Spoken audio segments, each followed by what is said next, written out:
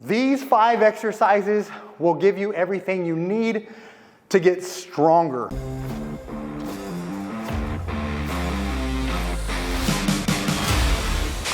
Hey man, Gary Walker here, and welcome back for another video.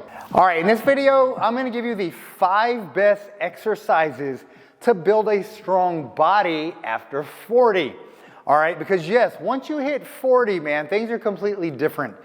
You no longer want to be doing some of the things you used to do as a teenager or in your 20s. So in this video, I'm going to give you some safer exercises that's still going to give you tremendous benefits, all right? But it's also going to be a little bit safer on your joints.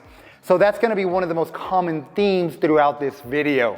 All right, very first exercise we're going to choose is a push exercise. So we're going to be doing a dumbbell bench press.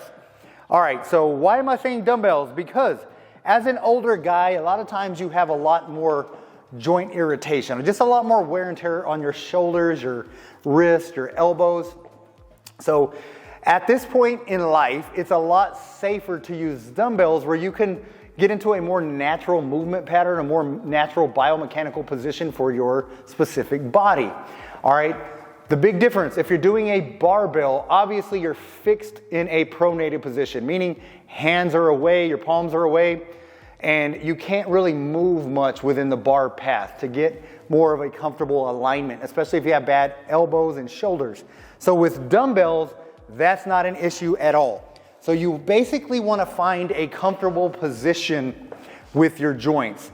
So what I like to do, we'll grab the dumbbells here and then nice big stretch. You'll notice my hands now, if I were holding a barbell, it would be all the way in this position, all right?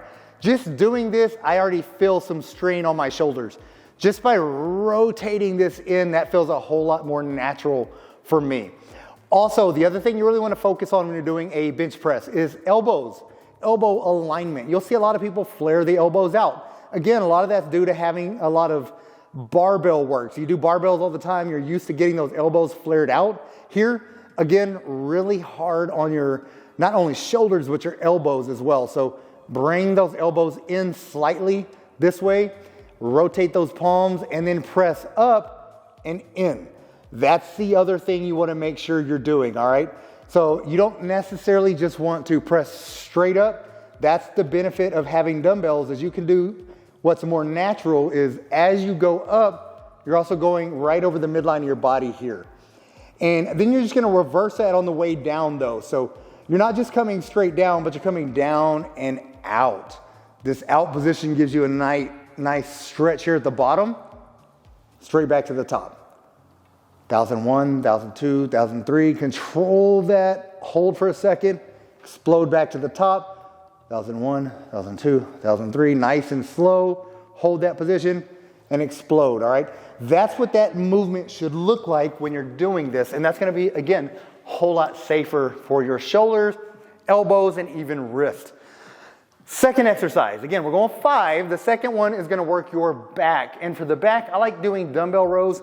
Here's the thing, if you have a bad low back, then it's okay to do a dumbbell row unilaterally, meaning one side at a time, and you can use a bench to help stabilize that back. So you can do this row one at a time like this, still control the movement.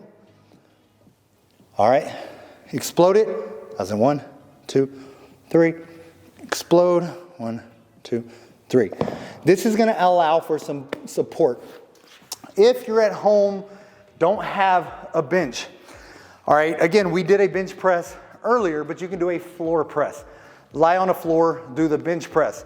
If you're doing a single hand row or unilateral row, you can use your opposite arm on your leg to support that low back, and you can pull just like that.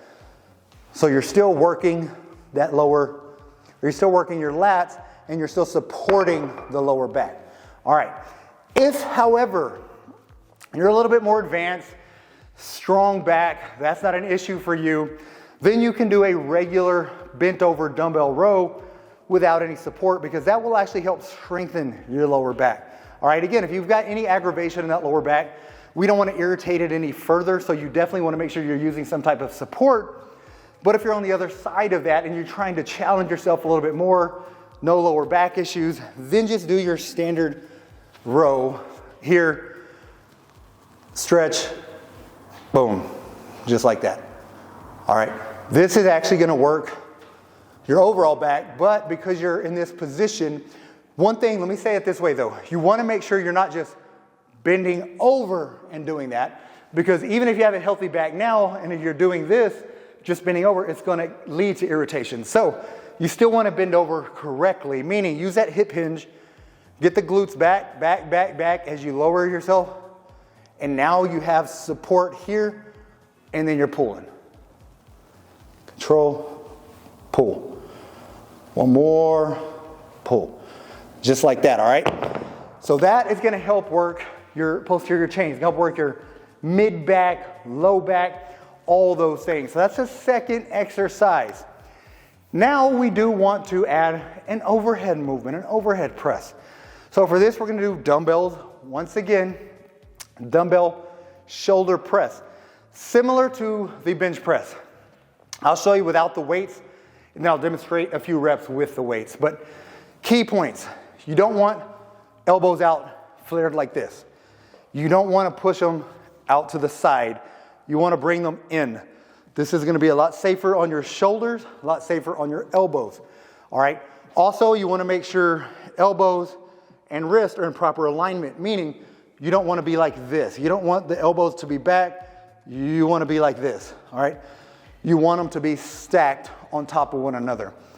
Also, when you're pressing, you're going to press straight up without locking. You don't want to lock those elbows out at the top because that's going to take some of the tension off of your shoulders, and you want to keep them just like this at the top, lower under control, nice full stretch, straight back to the top. You can also do these seated. I'm going to demonstrate these standing. That's going to help work that core. But once again, going back to the lower back issues, if you have any lower back irritation at all, do these seated, and that seat is gonna help support your lower back. That's the other thing to think about. All right, so basically, straight up to your sides, elbows in, like I said, and go and explode the weight up. Push, 1,001, 2, 3, control it. Push, 1, 2, 3, push, 1, 2, 3. I'll show you one more. Explode. 1, 2, 3. All right, that's going to be your overhead movement. So now we've worked a lot of your musculature, all right? We've worked chest, back, shoulders, triceps, but again, we want to focus on the big movements. So now we're going to be focusing on a squat variation. So you want to make sure you're doing some type of squat. And for some people, that may be heavy dumbbell squats. For beginners, it may be body weight squats, may even be like a box squats. Whereas if you're new to doing squats, you want to get a bench or box, you can use body weight, sit, rock forward, just like this. Sit back, slight rock. All right, this can be a nice beginning movement if you're new to squatting. And even if you have some type of knee issues or something, this is a much safer movement. But what it does is it's strengthening up those quads and the hips, which is going to help alleviate some of the weakness around your joints. So it's going to help some of that irritation because you're going to bring more strength around the irritated joint. All right, so you can do box squat or seated squat, or you can do a goblet squat. And you can go as heavy as you need to with these, basically standard goblet squat. You want your toes out slightly. This is a very wide stance. Take that stance, hip hinge, like I mentioned earlier, glutes back, then you're gonna drop, straight back. Glutes back, drop, straight back. If you wanna do that with only body weight, that's fine as well. If you wanna do dumbbell squats, again, because this whole movement is based on doing some type of squat variation. Dumbbell squats are a little bit more narrow than the goblet. So basically feet are a little wider than shoulder width. Still hip hinge, drop down to the side, straight back up. You'll notice the dumbbells stay right to the side here, there, straight back. All right. So it doesn't really matter too much what type of squat movement you're doing, as long as you're doing that, because that's one of the best overall body movements, all right? The last thing, we're gonna hit that posterior chain again. So meaning low back, glutes, hamstrings, upper back. So we're gonna do some dumbbell RDLs, which stands for Romanian deadlifts. So dumbbell Romanian deadlifts. So with this exercise, this will actually help you with that hip hinge as well. 2 dumbbells out to your sides. I'll show you a side view. You're gonna hip hinge, get that butt back, and then allow the dumbbells to slide down your legs as you gradually get the glutes back as far as you can. Stretch, stretch, stretch, stretch, stretch. You should feel the stretch in your hamstrings there, and then straight back to the top. Again, hip hinge, drive, just like that, and just like this. One thing you want to be cognizant of is when you're going down, you don't round your lower back. Meaning, take it as deep as you can go. Right there's all hamstrings, okay? I can easily round my back and do that. That's not what you want to do. That's a recipe for hurting your lower back. So again, you want to go as deep as you can with that hamstring contraction, the hamstring stretch. Again, when I'm here, I feel nothing but hamstrings. Any more rounding, then I feel low back. So it's this position right here. That's a lot more natural position, and it's a lot more shallow depth than what you see a lot of people doing in gyms and videos. You'll see people always touching the toes, coming up, touching the toes, coming up. A lot of lower back work. To really work the hamstrings and strengthen the lower back without injuring the lower back, it's more sitting back. You'll see the difference. Sitting back, sitting back, sitting back. I'm fully stretched. Hams are fully engaged at this position. Contract on the way back up.